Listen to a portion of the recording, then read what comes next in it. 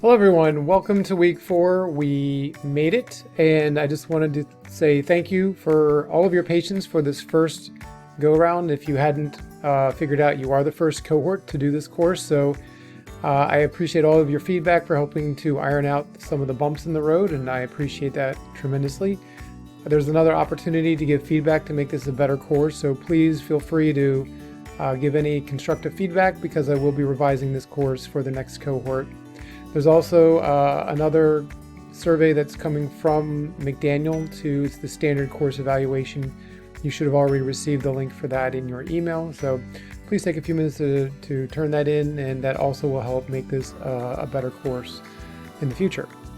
We are going to be reading chapter 5 and talking about a bigger definition of creativity. So I want you to watch this short video right here. And then find out, tell me what you think your definition of creativity is.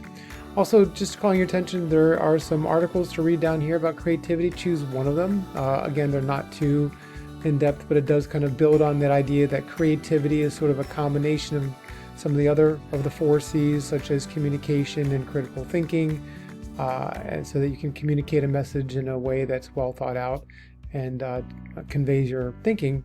A lot of us are familiar with Canva, and we have students using that.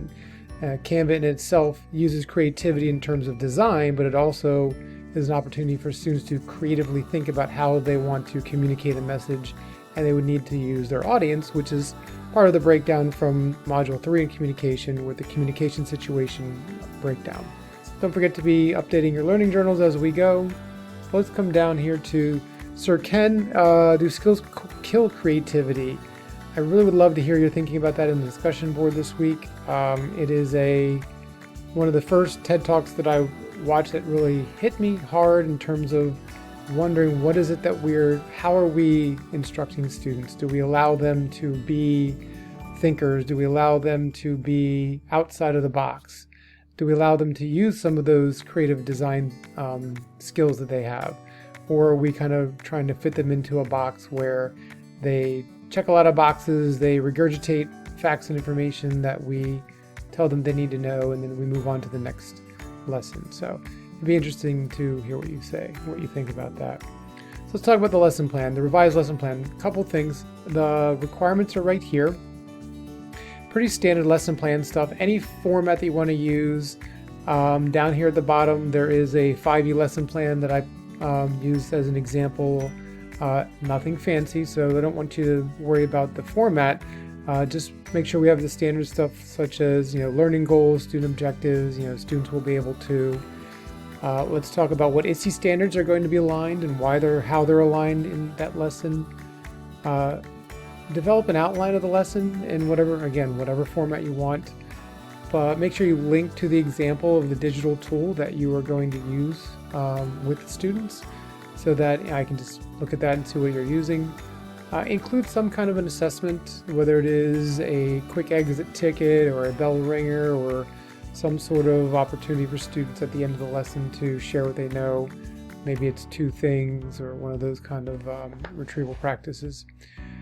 At the end of the lesson, please reflect on it with a 2 to 3 page double-spaced APA formatted reflection, just explaining how the digital tool is part of their engagement and what are the selected areas of the 4 C's that you're using.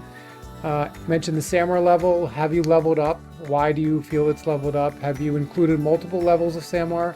I noticed some of you are really good at identifying I've got some substitution, but I've got some modification and some augmentation depending on what's happening. That's a really great way of really breaking down your lesson. That's really awesome. Reference the text. If you're referencing the text and other resources, just put the inline citation. There's a link to Purdue OWL if you need a refresher on how that works. So please make sure you check out the rubric before you finish submission. If you click on the lesson, you'll see that the rubric is over here. You can view the rubric. Let me enlarge this. Here's all the criteria. Please look over it. Make sure you have everything in here. If you have any questions about it, feel free to just shoot me an email. And when you're done, turn it in. Other than that, it's been wonderful getting to know you. It's been wonderful reading your lessons. I've seen a lot of great discussions in the discussions and in your learning journals. So I have told several of you that my greatest hope is that you can take one thing away from this course to engage your students in learning, and then hopefully that one thing will turn into another thing, and then your students will benefit from having different ways to engage in learning your content. So hope you have a great week, and I wish you well in your future success.